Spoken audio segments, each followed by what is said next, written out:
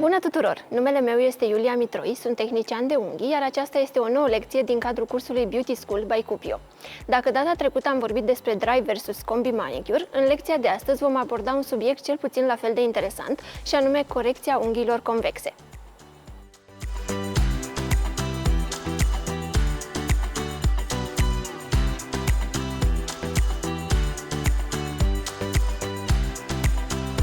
Subiectul de astăzi, corecția unghiilor convexe, se poate sintetiza prin răspunsurile pe care le vom oferi unor întrebări cheie, și anume 1. Ce sunt unghiile convexe? 2. De ce este necesară corecția lor? 3. Cum se realizează concret această corecție? Și 4. Cu ce tip de material putem lucra? Așadar, unghia convexă este unghia care crește în jos, asta spre deosebire de cea standard care crește drept, sau de unghia concavă, al cărei sens de creștere este în sus. Tocmai din cauza convexității sale, această unghie poate fi considerată ușor inestetică, astfel că procedeul de corecție este nu doar recomandat, ci chiar necesar. Dar haideți să vedem și mai multe motive pentru care ar trebui să corectăm unghiile convexe. În primul rând, motive de ordin estetic ar fi acelea că unghia, dacă nu este corectată, poate să dobândească, odată cu creșterea sa, acel aspect neplăcut de gheară. Apoi, apexul său natural este foarte pronunțat. Dacă unghia nu este corectată, îi vom adăuga un apex artificial sau apex din material tehnic și o vom face să pară cu atât mai groasă. Deci de aici va rezulta un aspect și mai neplăcut. Apoi, pe lângă acestea mai avem și motive de ordin tehnic. O unghie convexă care nu este corectată riscă să se rupă din zona patului unghial, adică să apară acele fisuri laterale pe care noi le cunoaștem popular sub denumirea de unghii rupte din carne. Acest lucru se întâmplă din cauza greutății pe care unghia ajunge să o susține pe zona vârfului, greutate generată odată de înclinația sa și doi, de cantitatea de material din zona respectivă. Mai mult decât atât, prin corecție putem și să prevenim exfolierile care pot apărea în zona vârfului, asta pentru că în sine corecția presupune eliminarea unghiei naturale de sub materialul tehnic. Ne putem da seama dacă o unghie este convexă, dacă, privind din lateral, punem o pilă dreaptă din punctul cel mai înalt al unghiei respective, iar între vârful unghiei și pilă rămâne acest spațiu gol. Tehnicile pe care le avem la dispoziție pentru a corecta acest tip de unghii sunt tehnica supraîncărcării vârfului liber, pe care o să o și realizăm astăzi, tehnica șablonului sau tehnica tipsului reutilizabil. Materialele pe care le avem la dispoziție pentru realizarea corecției depind și ele de tehnica pentru care optăm. Dacă alegem tehnica supraîncărcării vârfului, putem folosi orice tip de material, de la geluri fluide până la geluri de tip jeleu, adică gelurile acelea cele mai viscoase. Însă, este recomandat să folosim pentru această tehnică gelurile cu consistență mai mare, gelurile viscoase, pentru că un gel fluid ar însemna încărcări multiple și pierdere mult prea mare de timp. Pentru această tehnică putem folosi de asemenea și revogelul, cel pe care îl voi folosi și eu astăzi în partea practică. Dacă alegem tehnica șablonului, vom putea opta pentru geluri fluide sau viscoase, iar când vorbim de tehnica tipsului reutilizabil, avem la dispoziție o varietate de produse, de la baze rubber până la revogeluri sau geluri de orice fel. După ce am stabilit gradul de convexitate al unghiei și am decis să optăm pentru tehnica supraîncărcării vârfului folosind revogel, urmează să aplic soluțiile de pregătire. Nail Prep se aplică pe întreaga suprafață a unghiei și se usucă instant la aer. Nail Bonder se aplică în cantitate mică, doar pe zona de placă unghială naturală și se usucă la aer timp de 1 minut. Mai departe, voi aplica un strat de aderență din Base Gel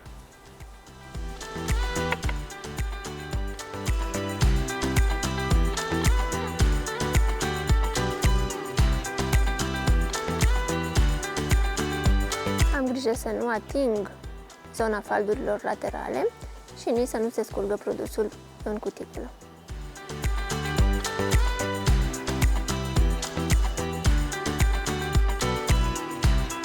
acest strat cu grijă pe întreaga suprafață a plăcii unghiale și voi polimeriza timp de 1 minut la lampa LED.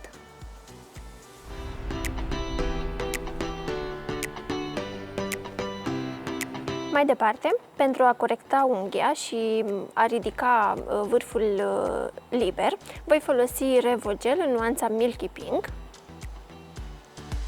Pentru modelarea acestuia, voi avea nevoie de soluție modelatoare și de o pensulă de gel.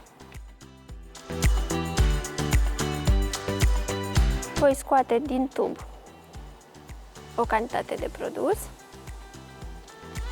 Îl iau cu un bețișor de lemn și îl voi descărca în apropierea apexului natural al unghiei. Mai departe, o să umezesc bețișorul în soluție modelatoare, șterg surplusul pe un șervețel și cu partea teșită a bețișorului voi presa produsul pe unghie, încercând să delimitez exact zona cu placa unghială.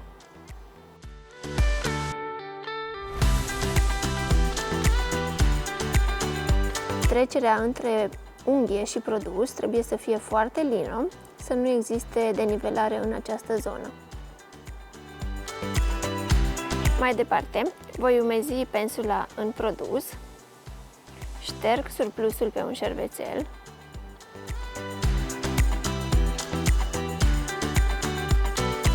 și vin apoi și modelez materialul. Ori de câte ori pensula se lipește de produs, reintroducem în soluție modelatoare, ștergem surplusul și revenim.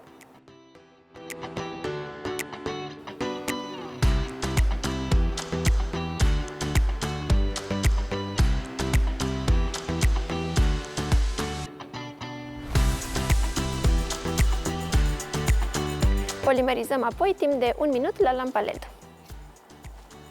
După polimerizare completă, urmează să degresăm cu un pad îmbibat în cleaner.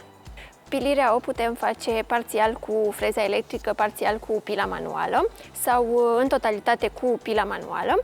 Astăzi voi pili în prima fază cu un capăt din carbid cu pila electrică, turație în jur de 20.000.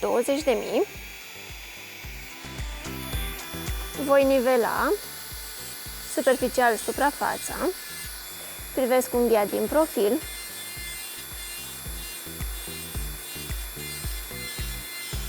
și pilesc în așa fel încât suprafața să rămână la același nivel din apex până în vârf.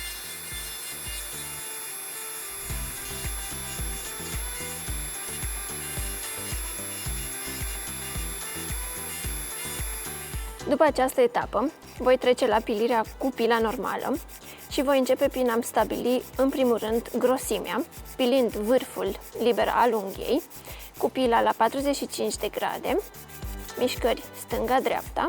Privind unghia din vârf, putem vedea cantitatea de material pe care o vom scoate pe dedesubt. Mai departe, vom pili pereții laterale ai unghiei, cu pila dreaptă, lipită de placa unghială. La această etapă nu avem voie să introducem pila pe sub unghie, pentru că nu este recomandat să pilim pereții laterali și lateralele inferioare în aceeași etapă. Pereții laterali se pilesc separat și lateralele inferioare se pilesc într-o etapă ulterioară. Urmează apoi pilirea pe suprafață, care se va face rotocol dintr-o parte în alta a unghiei. Pe partea dreaptă putem întoarce pila în mână sau putem întoarce mâna în acest mod.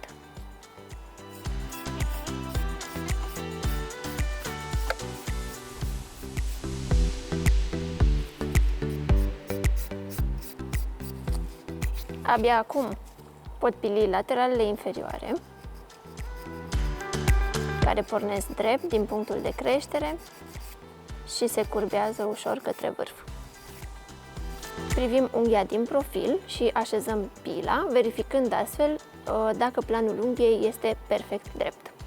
Analizăm unghia privind și din poziția clientei, Înclinăm ușor unghia în modul acesta și aplecăm vârful dacă acesta este mult prea ridicat față de nivelul faldului proximal. A venit momentul pentru concursul surpriză pe care îl avem pregătit pentru voi. Pentru a participa la acesta trebuie să ne scrieți într-un comentariu la acest video răspunsul la întrebarea cu ce tip de material alegeți să lucrați în corecția unghiilor convexe, să vă abonați canalului de YouTube și să distribuiți acest video. Câștigătoarea va fi aleasă peste o săptămână și va fi anunțată printr-un comentariu la acest video. Mult succes tuturor! Pentru a scoate surplusul din zona vârfului liber, voi pili în primă fază cu capătul cu care am și îndepărtat materialul, cel din carbid extra dur, după care voi veni tot cu un capăt din carbid, dar de dimensiune mai mică, pentru a face ajustările în zona hiponichiumului. Turațiile frezei pot ajunge până la 15.000. Merg cu turații reduse, pentru ca în situația în care ating zona hiponichiumului să nu se resimtă disconfort.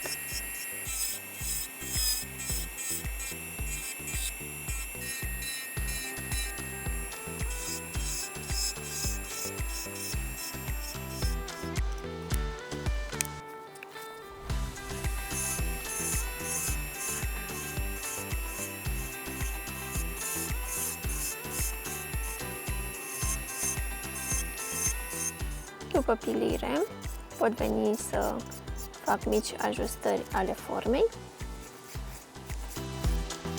iar ulterior voi trece la finisarea cu bufferul. Voi folosi bufferul Super Lasting 100x150 și voi finisa întreaga suprafață a unghiei.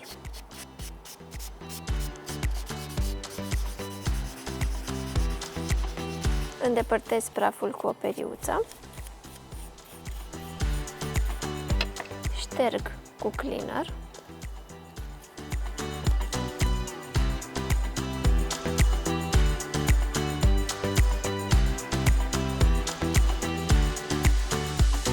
baza pe care o voi folosi este nuanța Blush, bază Rubber French Collection.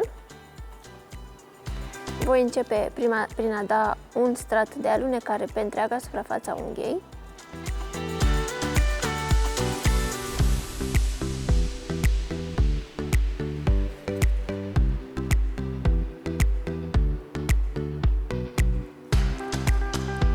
Apoi voi lua o bulă mai mare de produs, o voi descărca în apropierea cuticulei, acopăr în totalitate această zonă, iar apoi doar trag ușor de produs către vârf.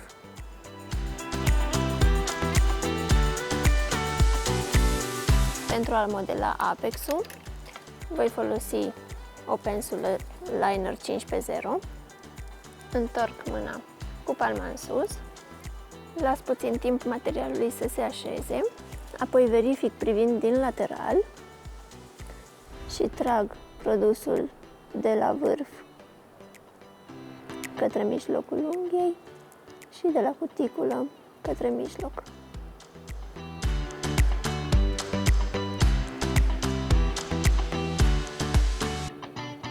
Apexul pe care îmi doresc să-l adaug este unul foarte redus.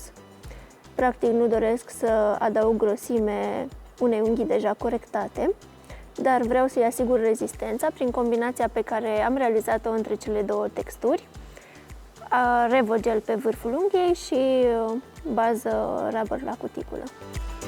Polimerizăm timp de 1 minut la lampă.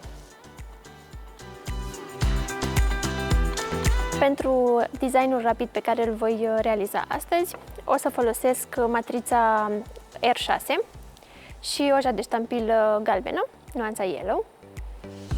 De asemenea, voi folosi ștampila Duo. Voi scoate partea de jos pentru a putea vedea prin ștampilă modelul pe care doresc să-l realizez. Vă recomand să mătuiți ușor suprafața siliconului.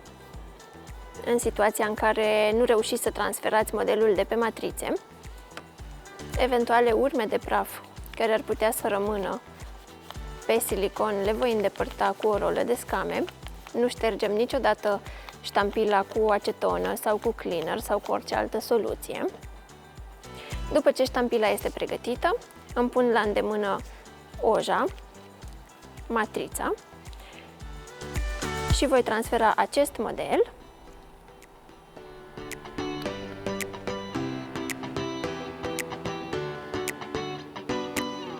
voi pune oja, voi trece cu racleta, voi veni apoi cu ștampila,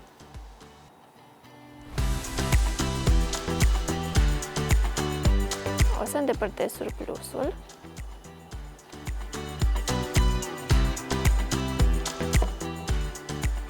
și voi transfera modelul astfel pe unghie.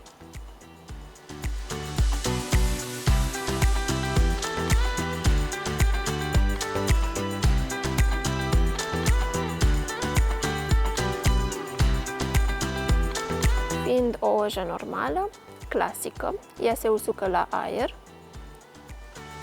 așa că nu va trebui să introducem în lampă în vederea polimerizării, doar așteptăm timp de câteva secunde și putem aplica direct top coat. Pentru sigilare voi aplica finish-ul din gama Cupio Basic Time to Shine.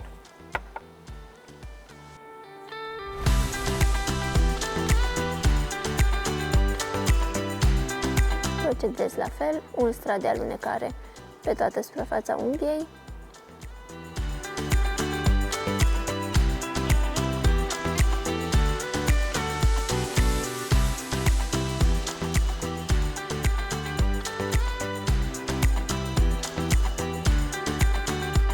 Iar mai apoi vin cu o bulă mai mare de produs și acopăr unghia în totalitate. Întorc unghia, verific apoi blicul și polimerizez la lampă timp de 1 minut. După polimerizarea completă, vom îndepărta surplusul de ojă de pe piele folosind acetonă.